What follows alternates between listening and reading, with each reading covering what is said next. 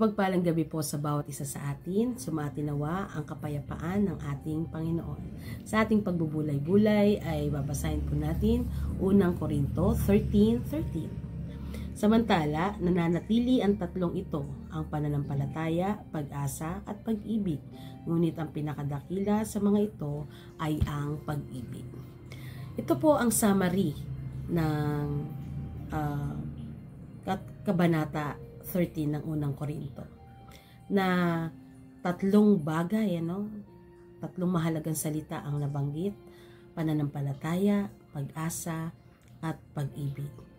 Ngunit ang lahat ng ito ay hindi tumutukoy sa buhay Kristiyano na may patungkol sa miracles, sa power, or sa mga kaloob, kundi ito ay ipinapakita sa atin at ipinapahayag na ito ang maging focus ng ating buhay bilang mga Kristiyano, na ang ating mga paningin, ang ating puso, ang ating buhay bilang Kristiyano ay nakatuon doon sa kapangyarihan ng pananampalataya, pag-asa at pag-ibig, na ito ay maging priority natin sa ating buhay. Sapagkat itong tatlong to ay napakahalaga sa pagbibigay diin sa ating lahat ng ginagawa. Diba? Bakit ba tayo naglilingkod? Because of faith. Because we have the hope. At meron tayong pag-ibig. Diba? So, everyday ay tinutulungan tayo ng mga salitang ito na umayon sa kalooban ng Diyos. At itong mga bagay nito ay susi upang mamuhay tayo ng matuwid, mamuhay tayo ng tapat, mamuhay tayo ng malinis sa harapan ng Panginoon sa kabila ng hindi natin pagiging ganap. At kung tayo ay mananalig sa Panginoon, ay lagi nating isuot, laging sumaatin yung pananampalataya at pag-asa sa Panginoon, dahil subukan natin na mawalan ng pag-asa, mawalan tayo ng pananampalataya, titigil ang buhay natin bilang Kristiyano, tayo ay tatalikod sa ating Panginoon. Pero kung tayo ay mananatili na may pananampalataya at pag-asa, araw-araw ay aangkinin natin na tayo ay babaguhin ng Diyos. From glory to glory, God will transform our lives as we obey Him.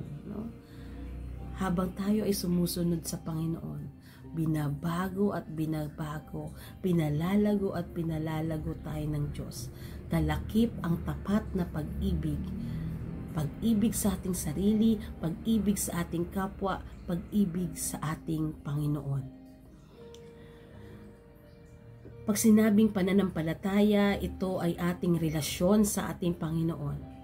At pag-ibig bilang mga mananampalataya, na tayo ay may pag-asa na darating ang panahon na sa heaven tayo mapupunta.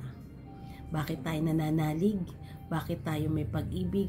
Because of the hope na kung saan umaasa tayo, sa langit tayo mapupunta. Diba? Yun yung isa sa mga purpose ng ating paglilingkod, ng ating buhay pananampalataya. Ngunit, binanggit, ang pinakadakila sa mga ito ay ang pag-ibig. Bakit? Bakit pag-ibig ang pinakadakila? Bakit pag-ibig ang pinakamahalaga? Because love will continue. Magpapatuloy ang pag-ibig. Magpapatuloy yung paglago natin sa pag-ibig. Bakit? Sapagkat kapag nangyari na yung layunin na sa pamagitan ng pananampalataya ay napunta tayo sa langit, hindi na natin kailangan ng pananampalataya doon. Ang kailangan natin doon ay pag-ibig, sapagkat yung pagpunta natin sa langit, yun ang kaganapan ng pananampalataya, na nasumpungan tayong nagtatapat. Gayun din man, yung inaasahan na natin na umaasa tayo sa heaven tayo mapupunta, at nangyari na, ibig sabihin, pag-ibig ang magpapatuloy. Yung pag-asa that Jesus will come again, kapag nangyari yon, tapos na yung pag-asa sapagkat naganap na. Pero ang pag-ibig sa Panginoon, sa ating kapwa, ay magpapatuloy hanggang sa buhay na walang hanggan. That's why love is the most or the greatest important. Why? Sapagkat ang Diyos ay pag-ibig. Lagi natin yung babalikan. Sapagkat ang Diyos ay pag-ibig. Ang pananampalataya at pag-asa ay hindi bahagi ng karakter ng Panginoon. Yan ay karakter ng tao. Pero ang pag-ibig ay manifestation ng dakilang pag-ibig ng Diyos. Karakter ng Panginoon na ipinapaalala niya sa atin. Ang pag-ibig ay dapat sumasa atin. Kaya sa lahat ng ating ginagawa, lumakas pa, tumibay pa ang ating pananampalataya.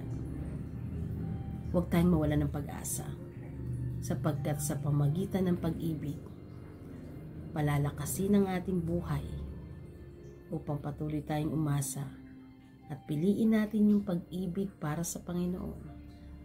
Without love, mawawala ang ating intensyon, yung ating goal na higit pang manalig at umasa sa mga bagay na mahalaga sa ating Panginoon. Pag nawala ang pag-ibig, wala na ang lahat ng bagay. Kaya sa lahat ng ito, kamusta ang ating mga puso? Kamusta ang iyong kahulugan sa pag-ibig? Nawa ay lumalim ang ating kahulugan sa pag-ibig. Bilang ang Diyos, ang ating Panginoong Diyos, ang pag-ibig.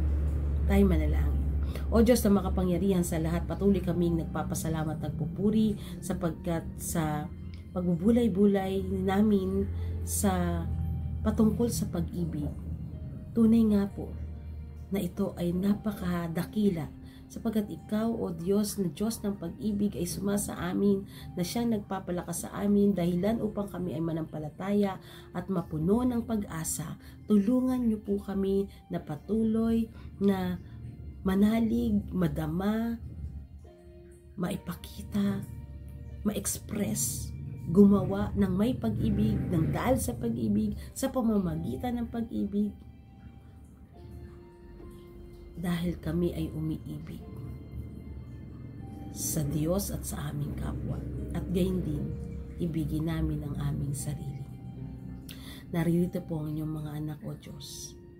Punuin ang kanilang puso, ang kanilang buhay ng iyong dakilang pag-ibig upang patuloy silang tumibay sa kanilang pananampalataya at patuloy na umasa na ang Diyos na darating ay siyang magpapaganap sa kanila, sa bawat isa sa amin. Tulungan mo kami, O Diyos, kailangan ka namin sa aming buhay. Kailangan namin ang pag-ibig mo. Tulungan mo kami na huwag mapalayo sa iyo. Palakasin mo kami upang manatili kami sa inyo. At mananalig kami, O Diyos, sa Diyos na siyang tumawag sa amin.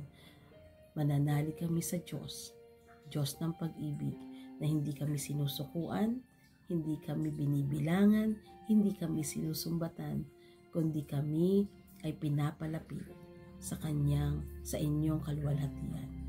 Salamat po, Diyos, at ito po ang aming panalangin sa tanging pangalan lamang ni Jesus. Amen and Amen.